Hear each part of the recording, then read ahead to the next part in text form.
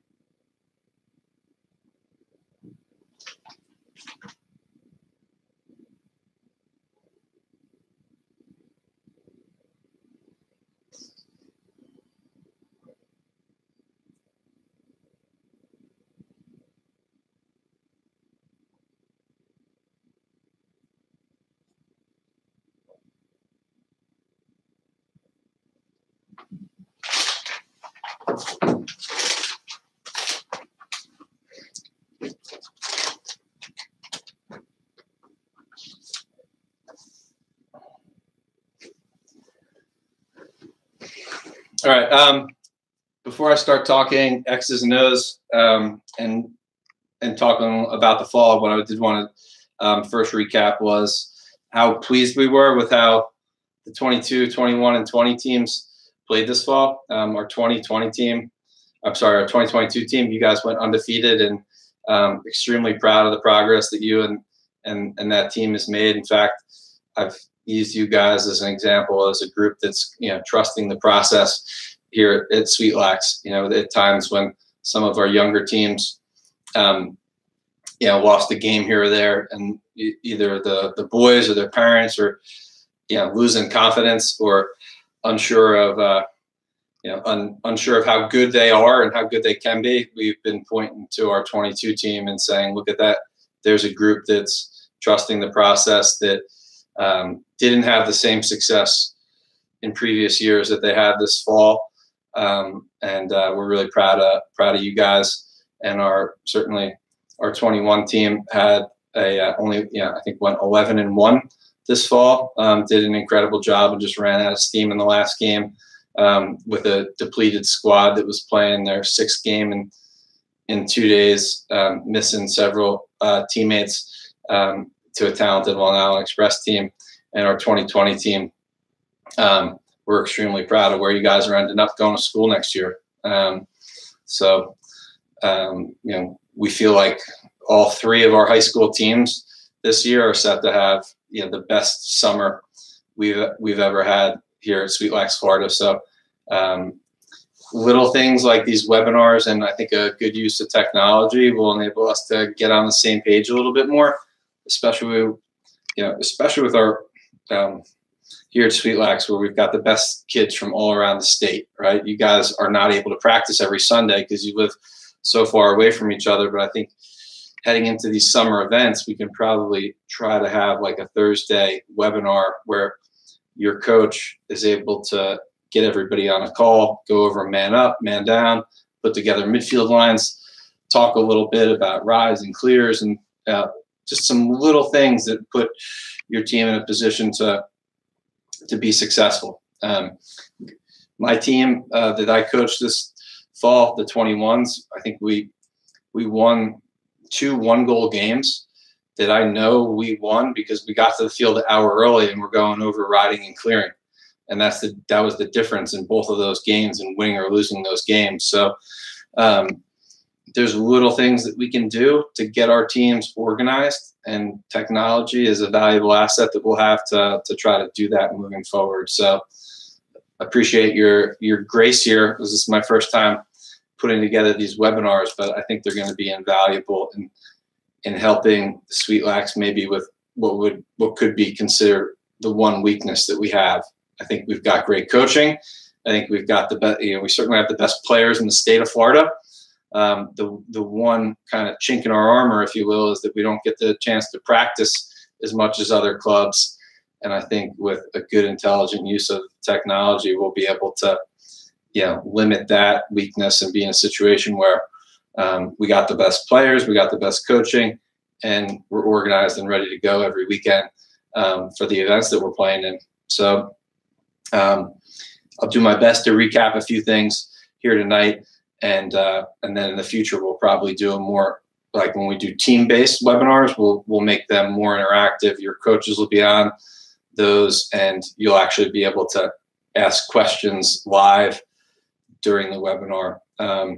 Where right now this is really not so much a webinar as it is a webcast, because it's really just me talking to everybody.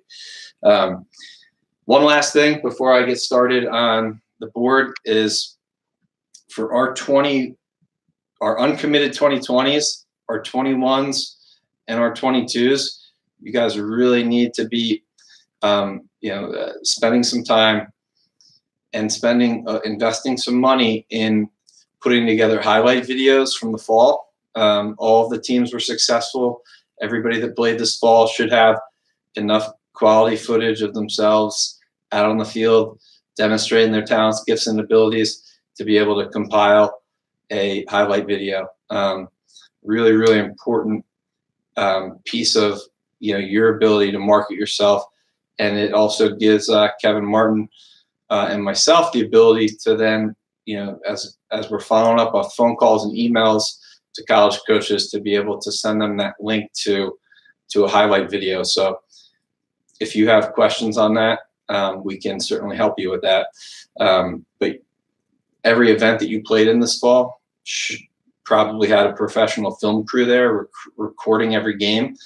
And even if you didn't order the film, you can probably go on the event websites, figure out who captured those games, and order that film, and then get that cut up and do a highlight video. I can't emphasize enough how important that is to you guys. It's important if you want to get into certain showcase events, and it puts you in a situation when you're reaching out to college coaches, you can actually reach out to them and not just deliver them the basic plain vanilla introductory email.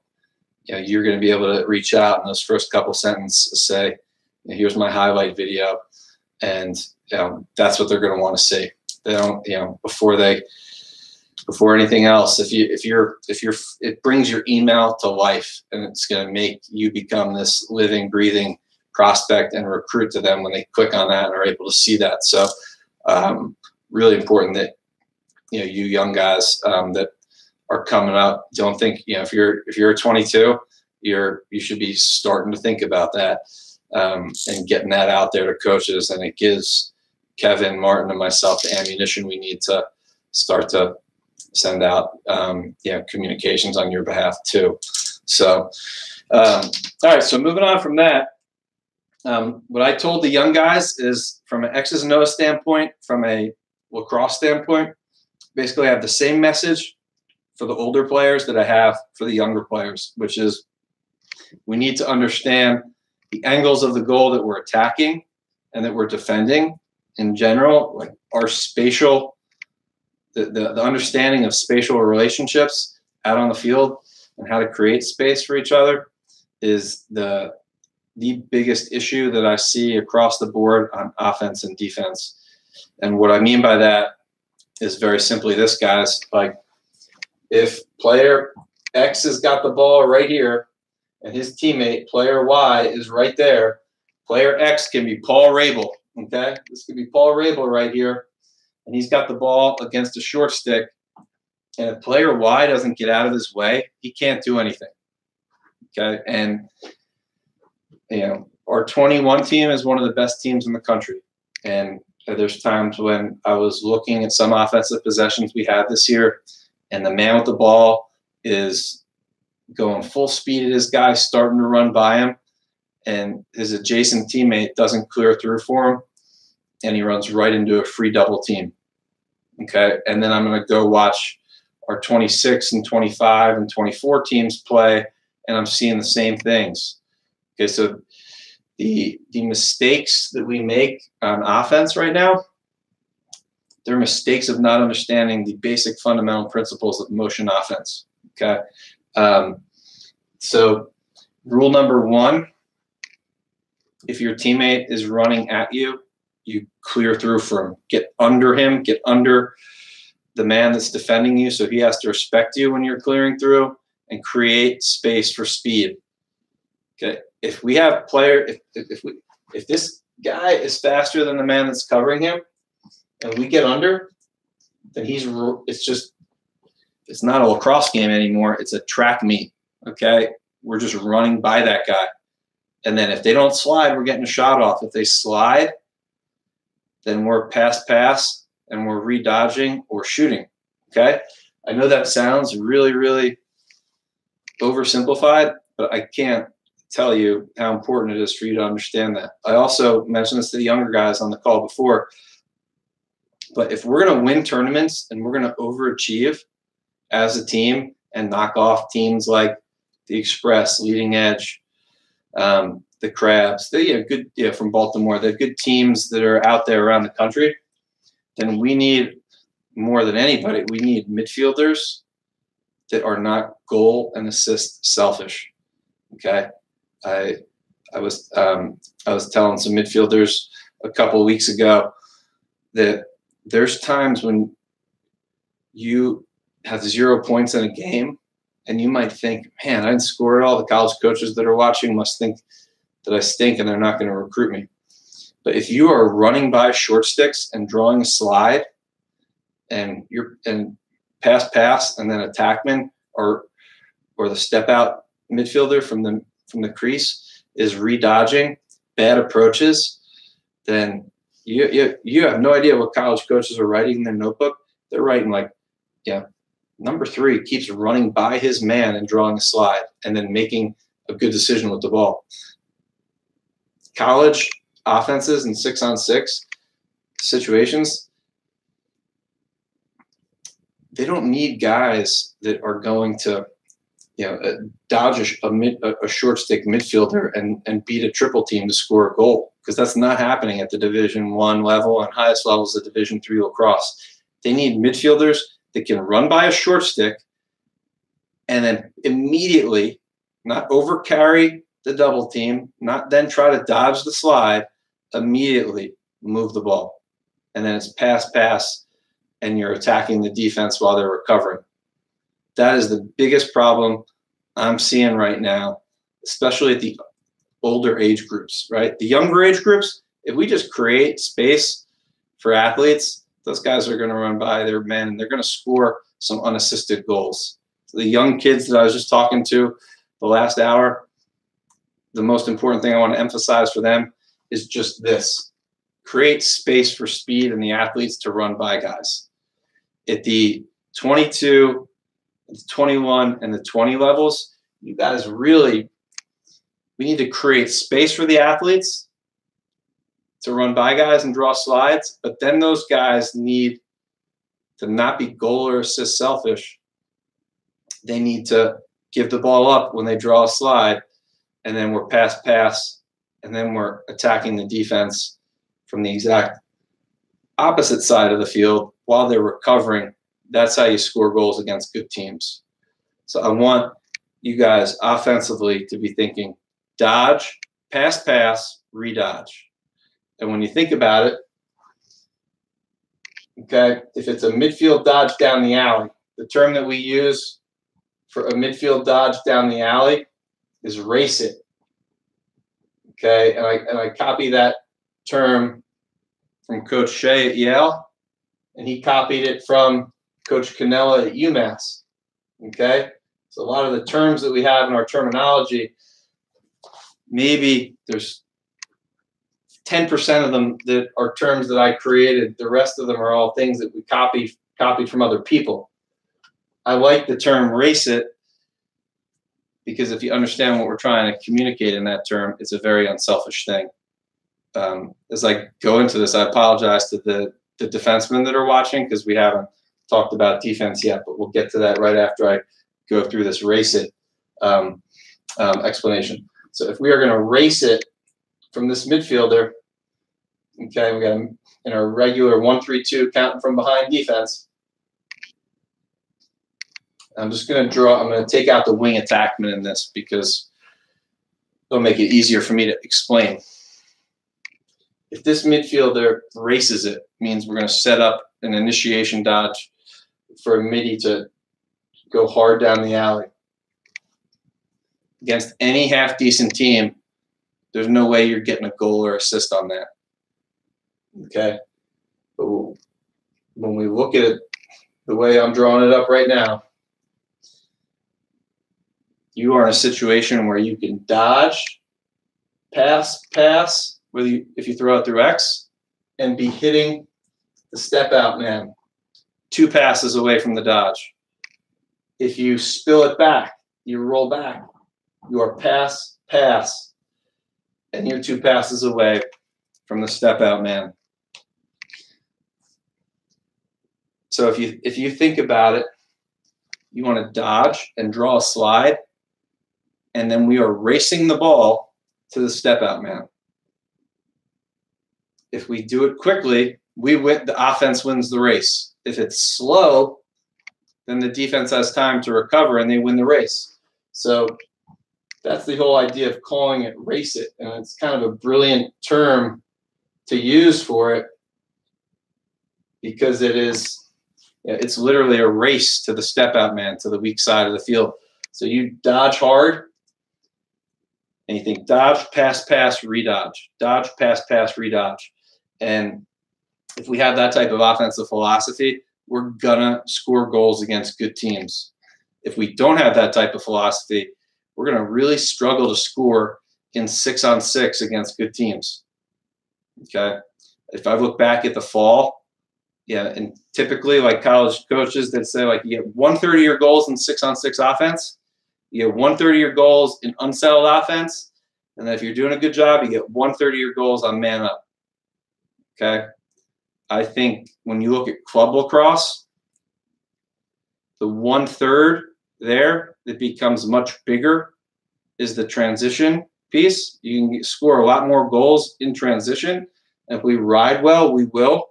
The areas that I see as a real weakness is our ability to score goals in 6-on-6. We don't have a whole lot of practices. When you look at college and high school teams, they're practicing they're practicing every single day their 6-on-6 offense. In club lacrosse, you're not able to practice as much 6-on-6 offense. It becomes really tough to score in settled 6-on-6, which is why the way we want our teams to ride and the way we want our teams to play transition defense is all predicated on let's make teams beat us in 6-on-6. If we do that, it's gonna be really tough for teams to score over 5 goals on us in a 60-minute club lacrosse game. So anyway, we want you thinking dodge, and then it's 1 pass to X, 1 pass to the step out if you throw it ahead. If you dodge and you roll back, it's 1 pass to the midi that's following you, 1 pass to the step out. And then the midi that is the step out midi, we want to put the pull there. We put the long stick midi here, right? The P is for pull. All right, now, why do we do that? Well, teams are going to be quicker to slide to short sticks. Okay. The other thing is, if you're a long stick midi, you don't want to be buried on the crease. You want to be engaged on the ball. You want to be trying to take the ball away and not just playing off-ball defense. So not only are teams quicker to slide to short sticks, but the pull is quicker to slide because he doesn't want to be bored doing nothing off ball. He wants to get involved and he wants to get engaged and get on ball. So if we get a good hard dodge against a short stick and this pull slides, okay, think about it. He slides. Now, if there's 2 guys on the ball, the midi that was on the ball has got to recover. Where does he have to recover to? He's got to recover all the way to the step out. Okay, unless I'm not going to get involved in like the recover rotations of team defense, but he could recover to this midi, and this midi bumps over to the step out. The midi that was playing defense on him, it bumps over to the step out. But that helps them recover a little bit quicker. But for purposes of making this point really clear, this midi then needs to recover all the way over to the man that stepped out of the crease. So they slid from the crease, and we vacated the crease to the step out. So the midi that dodged, as soon as that happens, you are throwing it to X, and then X is getting it to the step out, where you are spilling it back, passing it to the midi that trailed you, and he's getting it to the step out. And if you can do that quicker, then this midi is able to recover and get to him, then you win the race.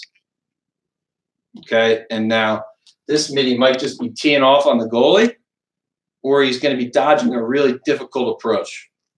Okay, and that brings me to the first defensive point of the night I'm going to make. I apologize for the defensive players that have been listening in and not getting any defensive instruction yet.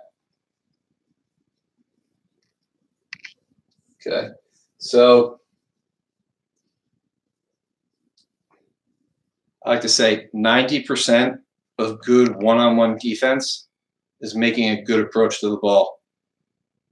Okay, and if you do that, you're in a situation where even if the man that you're matched up on is more talented than you athletically, you make a good approach to the ball, then we're in a position to play good team defense if that person can run by you.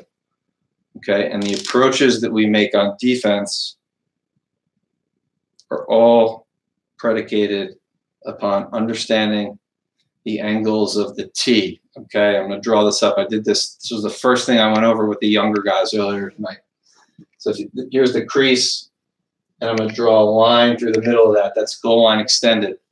And then I'm going to draw a line right down the middle of the field, and you can see how that creates a T. Okay, on this side of the field, we are a right foot, right? On this side of the field, we're a left foot. I would say that probably 75% of the goals that the teams that I coached this fall got scored on in 6-on-6 defense were short stick midfielders not taking away the middle of the field, or close defensemen not taking away top side. Okay, that's going to be the only thing I go over right now defensively, and that I want you guys to understand. Okay, so the on-ball midi, we want you so high on your man that he only has one place he can go, and that's down the alley. If he wants to get to the middle field, we want him to have to run towards the midfield line and do a big looping U where he has to run away from the goal to get to the middle of the field. Okay, that's how high we want you to play on-ball defense at the midfield. Okay, so on this side of the field, it would be a right foot. I'll draw the M out there as the midi with the ball. I'm going to draw the D as the defensive midi. Okay, so the only way that he can run right now is down the alley. If he wants to try to get to the middle, he's got to run and loop up towards the midfield line, in which case he's going to be carrying across the middle of the field. He's not going to be dodging on you. Okay, so once that happens, by the end of the fall, I shouldn't even say the end of the fall. By the end of the first event, the 21 team that I was coaching, we started to do a really good job of that in the initial engagement in the on-ball encounter at the midfield. And now what we didn't do a good job of was as that we get that midfielder going down the alley, and then this is where I think your ego's get in the way and where you need to understand angles a little bit more. As we start to get him down the alley, and this guy's like running wide of the pipeline with low angle. We got him going right where we want him going. He's not going to be able to get a shot off with any angle to score on our goalkeeper right there. And you guys, at that point, it's like you catch up to him and you get parallel to him. So we've got the midi and the defenseman like right here. Now, when you're even to him, he's able to jam on the brakes and do like a reverse question mark dodge and get to the middle of the field. So what we want you to do is always stay a quarter of a step behind him. Okay, a quarter of a step to a half step behind him, almost like a body, half of a body length behind him, so that you're on his back shoulder. Okay, and then you're trailing him, so you're letting him beat you by half a step, but it's to a low-angle shot anyway. If it's a really good athlete that you're just struggling to run with, then he might be beating you down the alley to angle that he can get a shot off, but we'll be ready to slide to that right away. So you want to stay a quarter of a step behind him so that as he's dodging,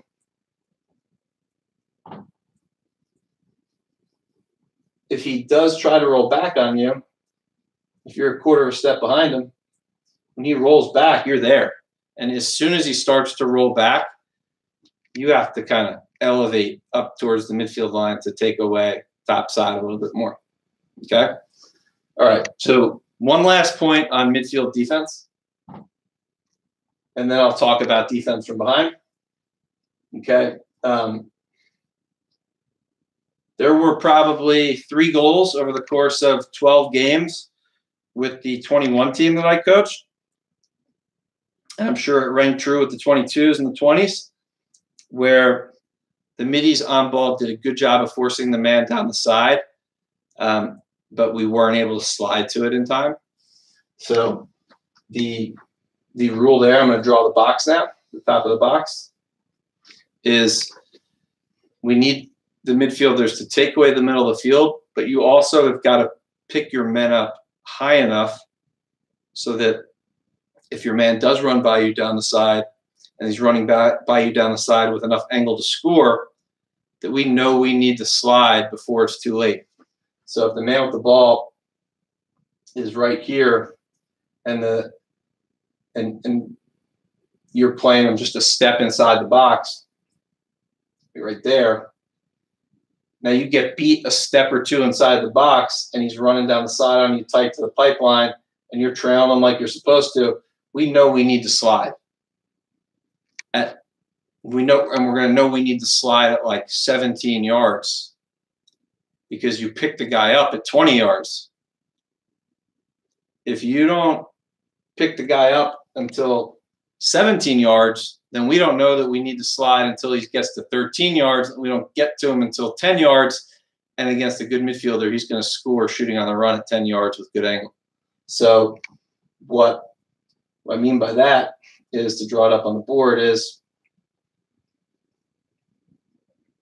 if we don't pick the midi up until right here, even if we are taking away the middle of the field, if he beats us down the side, we're not going to know we need to slide to like right there, and then we slide and he's going to get to there to get a shot off. So pick your man up higher and we'll know if we need to slide earlier and be able to play better midfield defense. Okay, so take away the middle of the field, take away the rollback, and in your approach to the ball, always take away top side. There's nothing worse than making somebody else's highlight video because you got hitched to the middle of the field. Okay?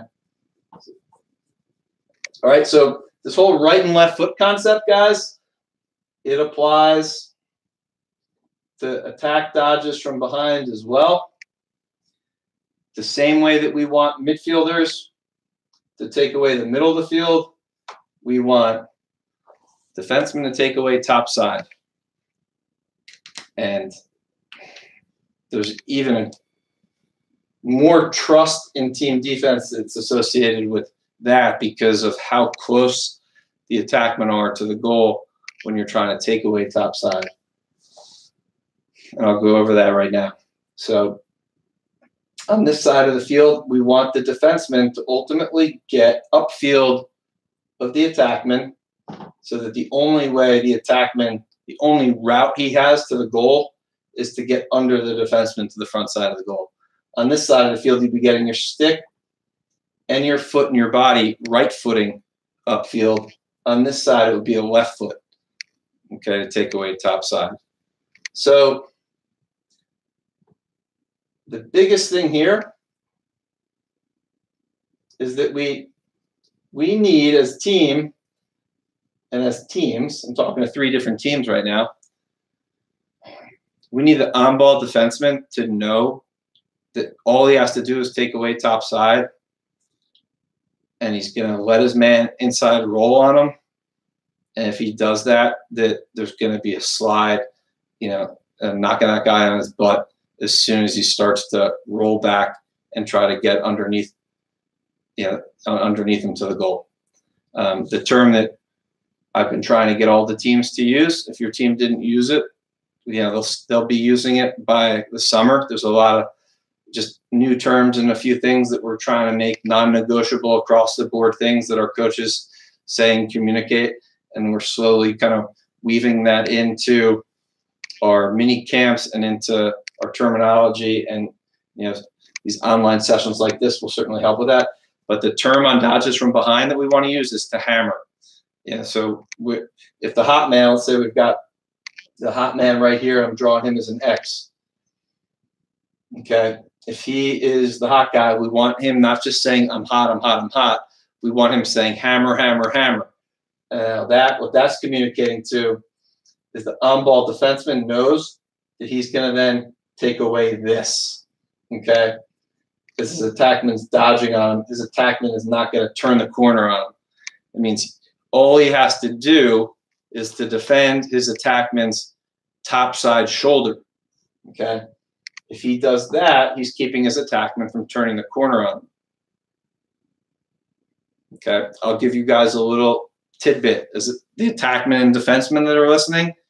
College coaches, when they're writing in their notepads, one of the biggest things that they are writing next to the name of attackman and defenseman is, for attackman, corner turner. If you're an attackman that can turn the corner, stock rises like this. Okay, they're looking for the attackman that can just straight up blaze by their guy and just come over the top and turn the corner on them. That means that you're running by your guy, but you also have the ability to shoot turning back at the goal as you're running up the alley. When you think about it, like the mechanics and the science and the geometry of it, midfielders are running at what they're shooting. They're running at what they're shooting at. They're running down the field at the goal to shoot. Attackmen, they're dodging oftentimes from below the goal, and they're dodging up the field. And to get a shot off, you have to get above and be running away from what you're shooting at if you're running up the alley. So college coaches love corner turners. The guy that can just hoop their man, wrap around, and get a shot off. Now, what they don't like seeing from a defensive standpoint are defensemen that are giving up topside. If you're getting, if an attackman is turning the corner on you, that's a problem. Okay, so almost every college team, the way they're playing defense and the way, honestly, good high school and youth teams play defense, because it's just angles, simple fundamental things, is you take away topside and you force that attackman underneath. Now, if this attackman goes to get topside and the man's taking it away and there is no help, he's inside rolling into a one-on-one with the goalie. Okay? So the biggest problem my 21 team had in the first few games of the fall was the defensemen were really nervous about taking away topside definitively. because as confident, proud, athletic, talented young men, like they just didn't want to get beat anywhere, topside or underneath. And then if you try to defend both shoulders on a good attackman, you're in trouble. So what we honestly, by the end of the first day with the 21 team, we got everybody buying into just take away topside, and we're going to hammer to the inside roll, which means we just want this attackman to have only one option to go to the goal, and that is going to be to drive and try to get underneath his man on an inside roll. But as soon as he turns his head back to inside roll, we're sliding right away. Okay, but the only way we can get this on-ball defenseman to do that with confidence is if we are calling, if the hot man is calling hammer, hammer, hammer. Now the on-ball defenseman knows I've got a teammate ready to slide and to hammer and clamp down on this attackman as soon as I turn him back. And those were probably my proudest moments as a coach this fall, were a couple of the beautiful hammer calls executed by the 21 defense. And if we get everybody doing that, and you're in that awkward spot where the attackman has got you at 5-5 and he's backing into you, and you're a defenseman trying to play both shoulders, you don't want him to turn the corner on you, but you also don't want him to get underneath. If you hear your teammate calling hammer, hammer, hammer, you stop playing like that and you start playing like this. Okay? Now there's only one spot for that attackman to go. You're just defending his topside shoulder, and then he's leaning into you, and he rolls to come underneath the inside roll, and we're sliding to it right away. And the only thing he can do if he escapes that is to just run for his life to the sideline. Okay, so that those are the important things defensively that we want you to go over. Offensively, if you're paying attention to that, though, you're picking up on a few things too. One thing I want to point out right now, and then I'll move on. Let me see how much time we got. A few more minutes. So we just talked a lot about the angles of defense the last 10 minutes. What I want to go over right now is offensively, how do you attack those angles?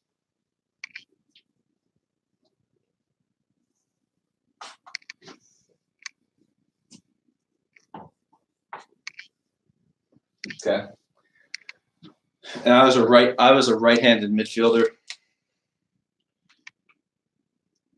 My favorite place to dodge was not down the right alley. It wasn't the dodge to my right hand down the right alley. Where I like to dodge from was the top of the left alley right here. Okay. And I like our midfielders to dodge from the high wing over here in this spot.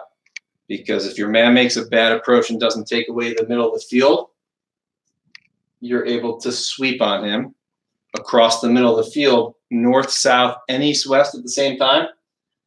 And you're going to be in a situation where you can now, on an initiation dodge, if they don't slide, you're going to have really good angle because you're dodging and you're getting to a dangerous shooting spot very tight to the pipeline. Okay, where if you get a good dodge in from right here down the alley, you're kind of running into low angle usually, unless you're really, square up and get a tight alley dodge to the pipeline on your man. I used to, as a righty midi, used to like to dodge right here, and this is what I'm trying to get all of our middies doing a better job of right now, is we want to set up our righties on this side of the field. If they don't take away the middle of the field, you're able to dodge across the middle of the field. And then if they do take away the middle of the field really well, okay, if let's say player O gets high on this guy and he's left footing him and forcing him down the alley,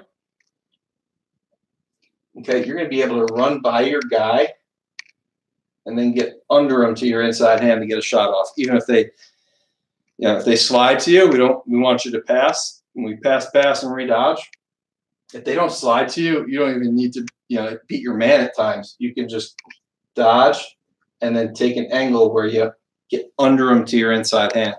So in that situation, it's like a midfielder dodging to his weakness, right, his left hand, to try to get under his man to the inside hand, to his right hand.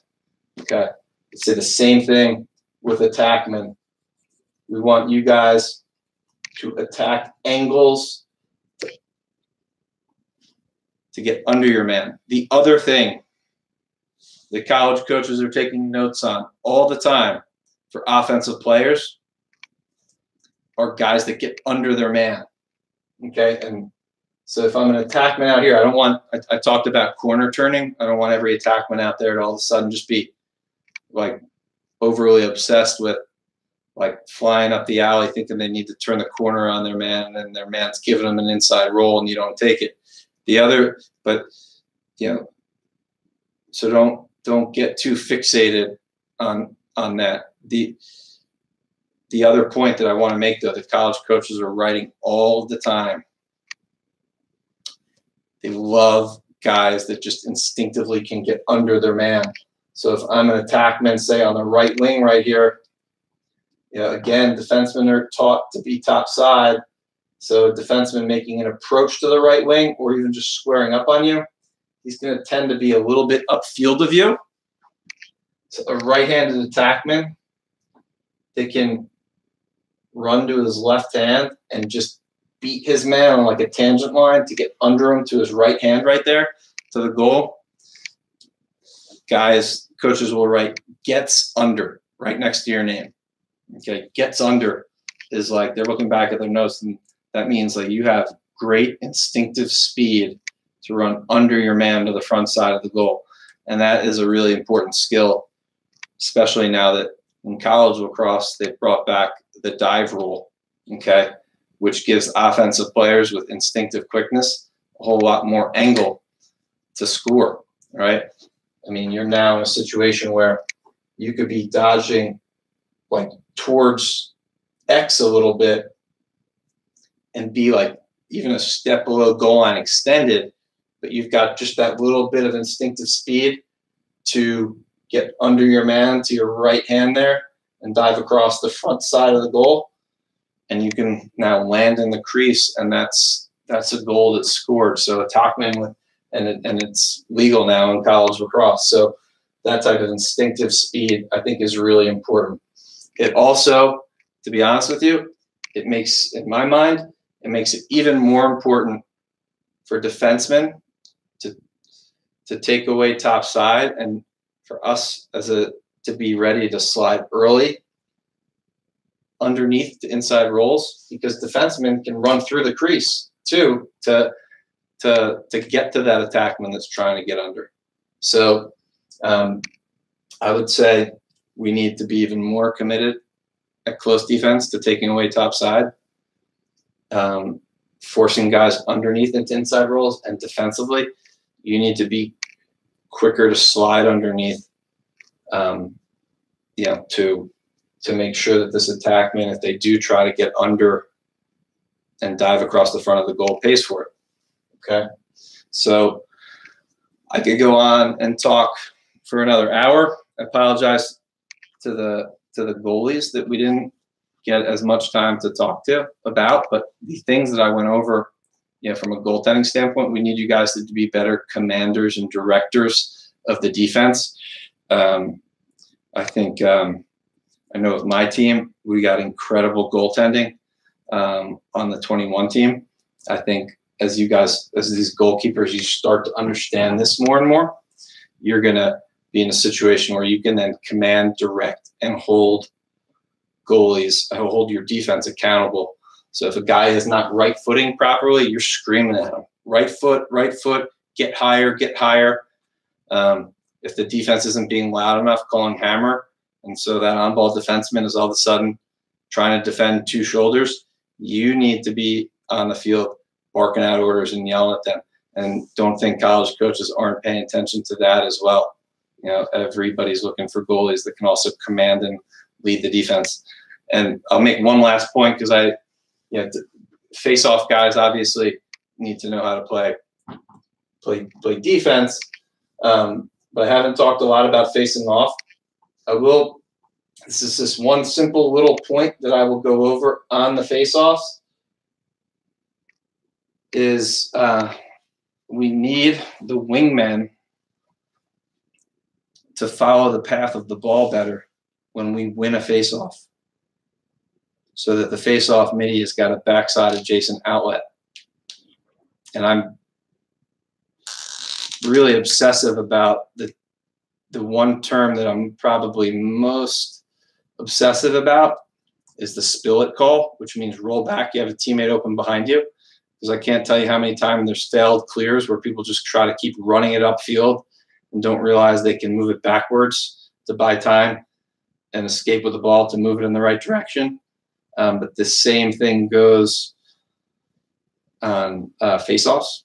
When we win a face-off and we actually don't turn it into an offensive possession, there's nothing more frustrating than that. And my team was fortunate. We had a really Diego really dominated all fall, but there were several possessions that we threw away over the course of games because the middies on the wings were not following the path of Diego after he wins the face-off and is running it towards our attack. So let's say that here's the face-off midi right here, and for for all purposes, let's just say that here's the other midi. I'm not even going to draw a long stick midi. I'm just going to draw two middies right now, and let's say this midfielder wins it behind him and then picks it up and starts running this way, and he's trying to turn it into an offensive possession. Almost every time we're running it to the right-handed attackman because the face-off guys are righties and they just want to run it to their strong hand, right? So we start carrying it this way, and now this attackman's getting pressured, right? Because they're saying, all right, there's a face-off guy. He's winning face-offs, and we want to make it tough for him to move the ball. Okay. What we need to have while that is happening, this attackman needs to clear through. So the face-off man has room to keep running. We don't want him to stop moving his feet or the pressure gets to his hands and we turn the ball over. But while he's doing that, the off-ball midi needs to be following the path of the ball in behind him. And then if you're open, you got to be screaming, spill it. And now that face-off midi on my team, it's Diego, knows I have a teammate open behind me. I can roll back and move him the ball. Okay, we don't want him to roll back unless he calls spill it, unless his teammate calls spill it. If he rolls back looking for a teammate and there's nobody there, all of a sudden that pressure of the long stick midi or whoever's ragging him because he won the face-off, it gets to his hands and the ball's on the ground. So we want that midi. The same goes if a long stick midi or a defenseman carries it over in a clear. We Alamo it over the middle of the field. We want you to keep running. If the attackman's locked off, he clears through so you can keep running and you keep moving your feet, and then the pressure doesn't get to your hands. I don't care if you got to run it all the way through X. But if there is a trailing teammate open behind you, we want that guy following the path of the ball, and then we want him screaming, spill it, spill it, spill it. Then you can roll back and you have a teammate open. If you don't hear that, loop it all the way through X, and we'll have help coming. Most of these events, we get, one time out a game or one and a half, and if we really feel like we need to use it, we'll use it. If you really don't have anybody and we feel like you're running into trouble and we really need that possession. But keep moving your feet down the front side adjacents, keep clearing through, and then everybody else just starts to try to follow the path of the ball so we can roll back and hit you. Okay. Again, a lot more that I could talk about right now. I'm just going to end it there. And we'll do this a lot more. Again, I think this will be a really efficient use of technology to prepare our teams, for tournaments and events. We'll probably break it down and do some of these with just a team and a webinar environment where you guys can interact and talk a little bit more and ask questions while while we're going through all this as well. And then again, the last thing I would say is definitely, if you're not committed to a school already, you spend a lot of money to be on Sweetlax. You spend a lot of money to fly up from Florida to these events, and your parents do. It adds up to thousands of dollars. Don't not spend $500 to buy the film and get it chopped up into a highlight video, right? If you add it all up, your hotels, your flights, Sweetlax, all that stuff adds up to thousands of dollars. And the reason you're doing that is to become the best players you can be, but you're also doing it, hopefully because you love the game, but also you want to use the game as a way to help you get into the best schools that you can be in as well. And you don't want to spend all that money and then not capture the highlight video from the events that you're at. Because I'm telling you right now, our 21 team is one of the best teams in the country. And this fall, college coaches were still very fixated on the 2020 class. And I'm even talking about the top programs in the country.